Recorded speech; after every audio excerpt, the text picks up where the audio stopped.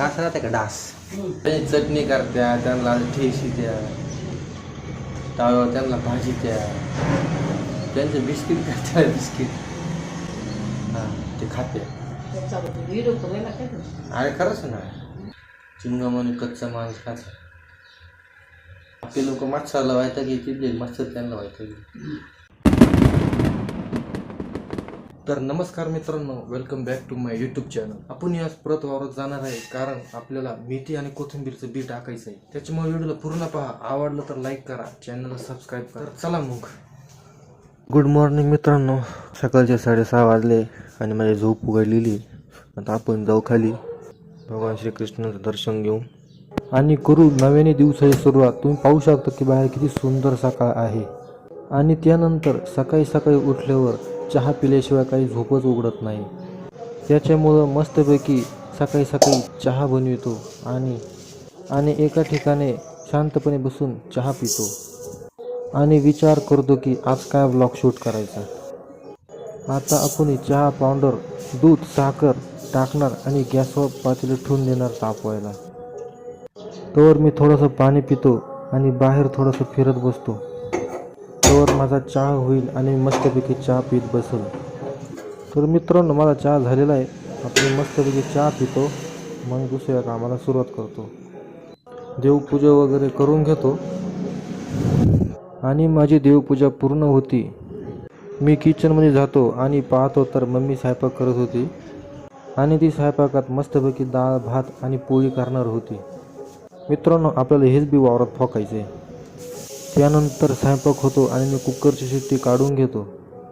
तोवर मस्तपैकी झणझणीत डाळ उकळत राहते आणि मी थाटामध्ये डाळ भात काढून घेतो, कारण की मला डाळ भात खूप फेवरेट आहे.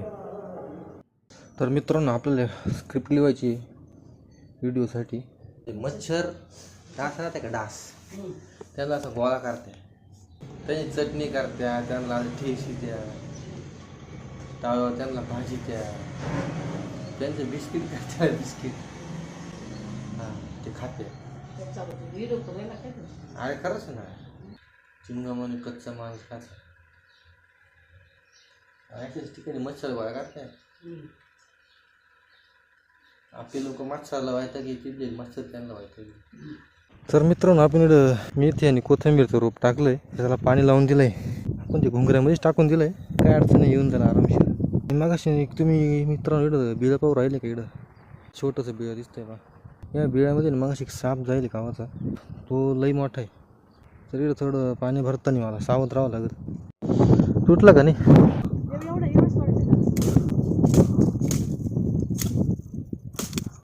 तर मित्रांनो, या कोरड्याने या लाकूड तोडले, इकडं घरी लागत आहे जात्याला. तर या इकडं मेंढरं आली चरायला. तर मित्रांनो, आपला इकडं ऊसाचा रस काढायचा आहे, कारण वाघून आल्यावर ऊसाच्या रसासारखं थंड, गार आणि गोड हे प्यायला खूप मजा येते, ते बी एवढं उन्हामध्ये. तर मम्मीने मी गौमुखी शिवायला लावली होती आणि खूप भारी शिवून दिली मम्मीनं गौमुखी. ही माळ जपायला एकदम सोपी जाईल मला. आत्ता हे तांडू की ना जात्याला जोडायचे.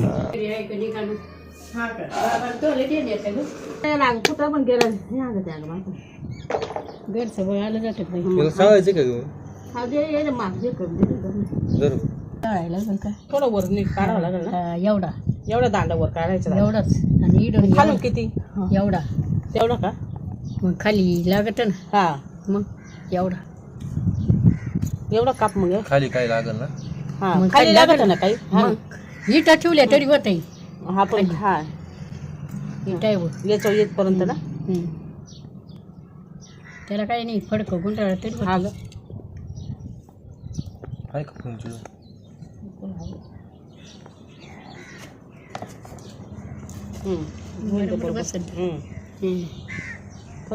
थोडं इकून कापायचं लागलं असतं. बोरीचं आहे ते. हा, बोरीची चिकट राहते. हा ना. मग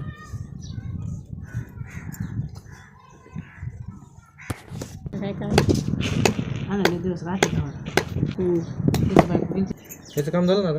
थांबलं ते त्याचं बी सांगून वाडी असं शेणात थोडासा वर राहतो बारीक, मग ती बारीकच होईल ना. आता ते झाले, ते नाही चालायचं आता.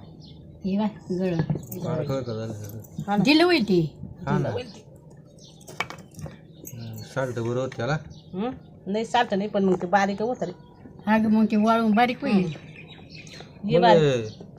मग ते लाकूड कापायचं ते आता आहे वरलं नंतर वाळे कापा दादा मग सूर्याचं जाऊ दांडा आहे दांडा आहे जावा मग काय एकच जाऊ मग ते बारीक आहे ना का मग मग याला काय जोडशील याला काय जोडशील याला त्याचं आहे का लाकूड मग काय अर्थ नाही जोड मग हे साळू का हे साळून देऊ का लोखंडी कुठं आहे त्याला लोखंडी कुठं होत्या का त्याला याला ना हा तू लोखंडीच आहे ना कुठं नाही अगं हाय चन्नी मला वाटलं लोखंडी कुठं होता पण काय यायला पडून तू काय करा छन्नी मला वाटतं कुठं बरं साल निघन की हे झाली वर साल निघल वाळे वर निघून जाईल काय कामाची नाही पण बसलं पाहिजे ना बसल का बसल पण मग ती चाल ती निघणारच वाळ्यावर निघालच ती काय कामाची मग आताच समजल ना ती वाळ्यात झाड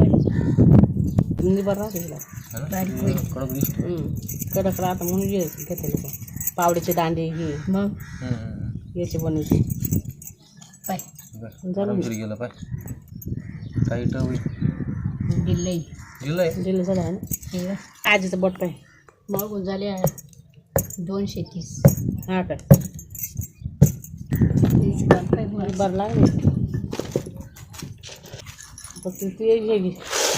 मित्रांनो आपण आहे ना रोज धावतो कामासाठी पैशासाठी आणि स्वप्नांसाठी कधी थांबून जर स्वतःला कधी विचारलं का की आपण खरोखर खुश आहोत की नाही मी सुद्धा तुमच्यासारखाच आहे कधी ना खूप मोटिवेट राहतो तर कधी ना मन आहे ना खूप शांत बसायला सांगतो पण एक गोष्ट मला कळाली जीवनात जर मोठं काही करायचं असेल ना तर छोट्या छोट्या गोष्टी अप्रिशिएट करायला शिकलं पाहिजे आजचा हा व्लॉग कदाचित साधा असेल पण यामध्ये माझं खरं आयुष्य आहे जर तुम्हालाही कधी असं वाटत असेल की लाईफ थोडी कन्फ्युजिंग आहे तर तुम्ही एकटे नाही आहे आपणही सगळे एकत्र आहोत आणि हळूहळू सगळं ठीक होणार